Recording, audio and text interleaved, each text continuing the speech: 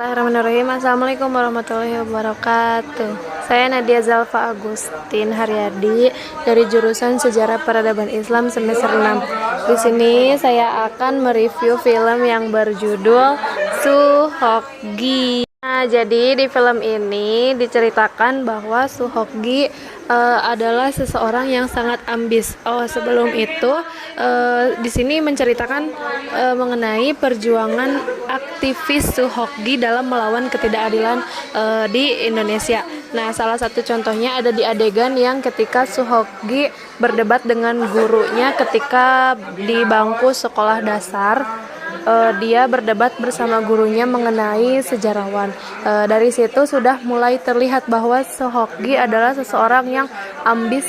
Nah, dari situ terlihat bahwa Suhokgi adalah anak yang berbeda dari anak-anak lain seusianya gitu. Jadi Suhokgi juga merupakan remaja yang memiliki ketertarikan pada pemikiran-pemikiran pemerintah di Indonesia.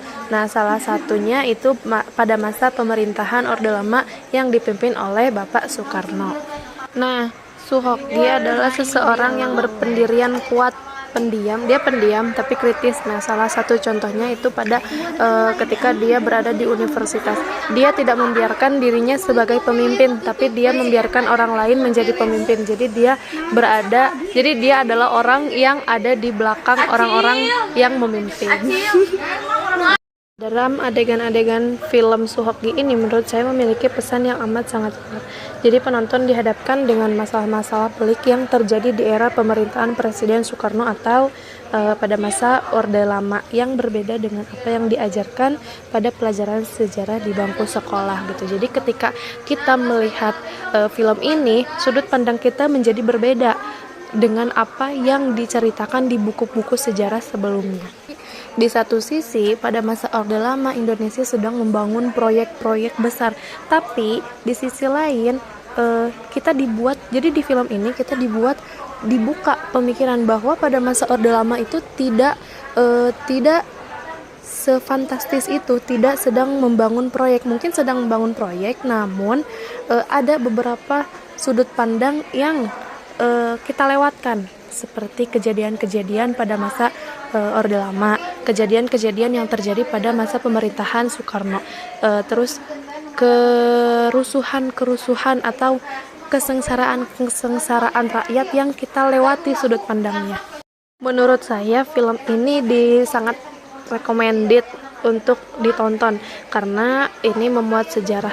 Selain memuat sejarah, film ini juga menguras air mata. Film ini juga mungkin mengajarkan anak muda untuk menjadi seseorang yang nasionalis, kritis, dan berani untuk membela negaranya. Terus berani mengemukakan pendapat krisis tanpa rasa takut dan dibayang-bayangi oleh pemikiran dan pendapat orang lain, seperti yang ditunjukkan karakter Suhokgi di film ini. I like it.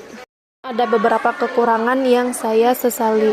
Salah satunya di beberapa adegan ada beberapa bahasa yang kurang dikenali atau tidak dimengerti.